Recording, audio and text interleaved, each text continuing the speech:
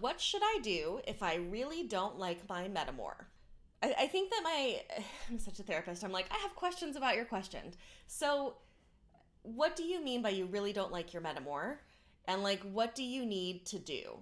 Um, Here's the thing. I think that people assume that polyamory can only work when everyone is one big happy family who gets along and enjoys each other and wants to spend time together, and that, that's the only way for it to work well over a long period of time.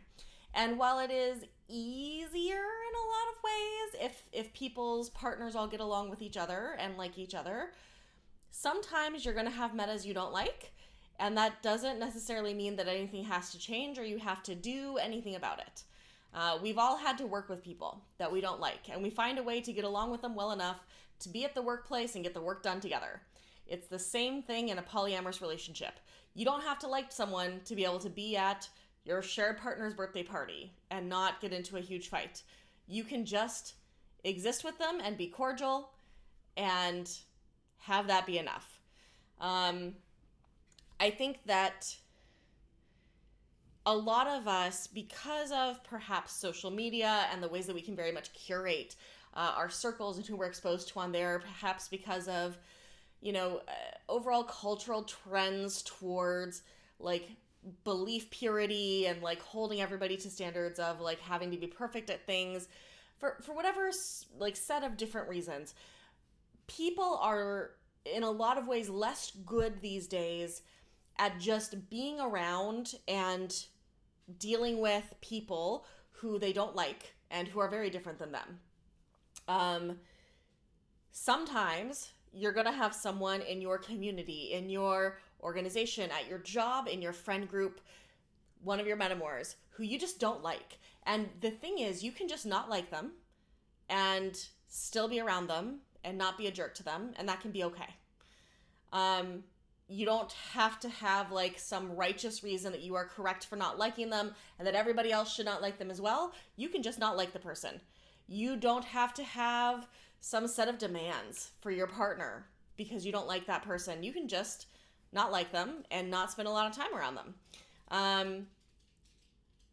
The thing about not liking your metamours is that how often do you have to deal with your metamours realistically? Polyamory doesn't necessarily mean that you have to be like spending time with your partners all the time. If you don't like your metamour, be cordial to them, but like don't set up times to hang out, don't like seek out group dates, right? Like you can kind of manage the amount of time that you spend with a meta if there's someone that you don't want to spend a lot of time with. Now, if you feel like there is something happening where apparently JoJo is just going to do the most today. So apparently JoJo's going to be running around in the background the whole time. So thoughts and prayers for the audio for these videos. If you feel like your metamour is doing something that is like genuinely harmful, not hurtful, not like kind of shitty, not sort of toxic, but like something that is like genuinely harmful, you're worried that they are like abusing your shared partner, or something like that, and that's why you don't like them, then you can always try to have a conversation with your shared partner about your concerns. I think what's important to do here is to figure out for yourself, are you okay if your partner decides to stay with this person after hearing your concerns? And if you're not okay staying with your partner after they hear your concerns, is it worth it to you to share those concerns with them? I think that we often go into these conversations with the assumption that I'm going to tell my partner that I hate my metamour, and they're going to be like, oh my God, you're right. What did I ever see in that person? What was I thinking? I'm absolutely going to break up with them. Thank you so much, caring partner, for alerting me to this. When a lot of times what happens is they say like, okay, yeah, I hear that that's your perspective. I kind of see some things differently, but I'll definitely keep that in mind. And then the person who has an issue with their metamour is often like, what do you mean you're not dumping this bitch? I wanted you to do that. So I think it's important for you to figure out, like, what is it that you want here?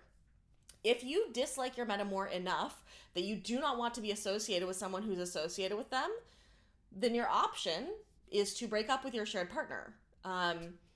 you don't get to tell them that they have to break up with this person. Even if that person is being abusive towards your shared partner, you don't get to tell them that they have to break up with that person. You can let them know your concerns. You can talk them through what you're seeing. You can offer them support and recommendations, but they are the only your partner is the only person who gets to choose who they date. And so if you really don't like your Metamour and you really don't want to be in any kind of shared community with them, you can break up with your shared partner. You can decide to walk away from that relationship. For me, when I'm dating people, partner selection, how my partner does partner selection is something that I look at to determine if we're a good fit. I recently broke up with someone who's significantly older than I am, and I'm 42, who, for some odd reason, keeps deciding to date 23-year-old submissive women. He's more than twice their age. And he'll date them for a couple months and be really excited and stuff is great and they'll get super official and he won't tell his other partners that he's seeing this person and like does all this real shady stuff behind the scenes. And like the element of like not talking to his partners about it is like bad enough. But also like there's something about this person in their 50s continuing to choose to date 23-year-olds that to me is just absolutely disqualifying as a person that I would date. Because who you choose to bring into your life as a partner does say something about how you think of yourself, how you think about relationships, what it is that you're looking for in the people you're bringing into your life. And so if who you keep choosing are people that like I really don't like or that I think are like not great people or that I have issues with, that is telling me something about you. And for me, that often means that it has told me something about you that for me becomes disqualifying for a larger relationship. If I'm with someone and they keep choosing partners who treat them super badly, I'm going to have a conversation with them about that and ask like, what's going on here? Like, what is it about these people who treat you very poorly that you keep being pulled towards? Because like, I have concerns. And so if it is the case that your partner continually chooses people who you feel like you don't really like, or they do bad stuff, or they're not great people, or they're choosing partners who you're like, this is shady. Like, what are you doing, man? Like, that can be a sign to you that this is not the right relationship for you. You can't tell them stop dating 23-year-olds, but you can decide that you don't want to be in a relationship with someone who's continually dating people more than 30 years younger than them. So I think that when we're looking at a question of like, what do I do if I don't like my Metamour? Like, what kind of don't like are we talking about? Are we talking about you just don't get along with this person? Suck it up, be cordial when you see each other, keep it moving, right? Sometimes you're going to have people in your life that you don't like, and you have to learn how to be an okay person around them and not make it some like vengeance quest or some like statement of how much better you are as a person than they are. Sometimes we just don't like other folks, and that's okay. And that doesn't make either of us bad people. You keep it moving. You're cordial, you keep it going. Treat them like someone you have to work with who you think is a jerk, right? But if they are a genuinely toxic person, you can bring your concerns to your shared partner, who may or may not listen to those concerns or do anything about them. Or you can determine whether you think this is a good relationship for you to be in based on how they are doing partner selection. I also think a lot of times we get upset with Metamours for things that our partners are actually doing. So like the guy I broke up with who keeps dating 23-year-olds, right? The thing is, I can get pissed at something about that relationship. There's ways that I could spin that as being about like these hot young girls coming in and trying to like disrupt this connection that we have or like take him away from me. And that's very much a like culturally coded mononormative script of like other people are your competitors for your partner and you have to compete with each other. And so if something is going wrong and your partner is feeling pulled to someone else, the problem is that someone else, not your partner. But really, 99% of the time, when what you think you have is a Metamour problem, what you have is a partner problem.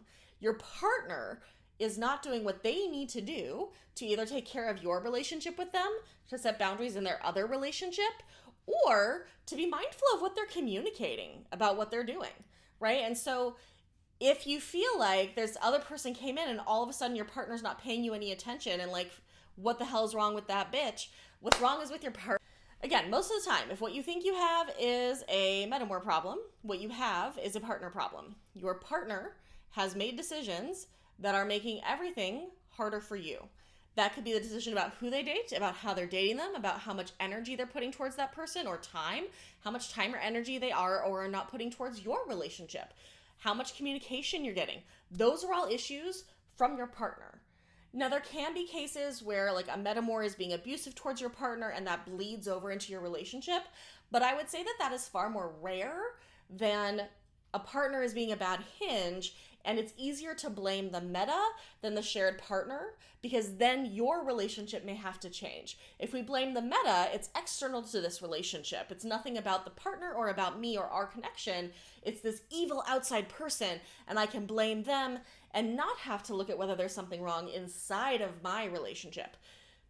Usually the problem is your partner. And so I think it's also worth looking at, if you really don't like a Metamour, do you really not like that Metamour, or do you not like how your partner beginning a relationship with them or being in relationship with them impacts your relationship, in which case the problem is your partner?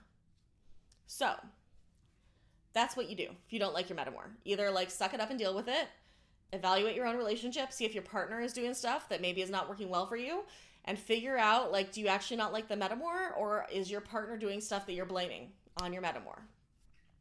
Things to think about.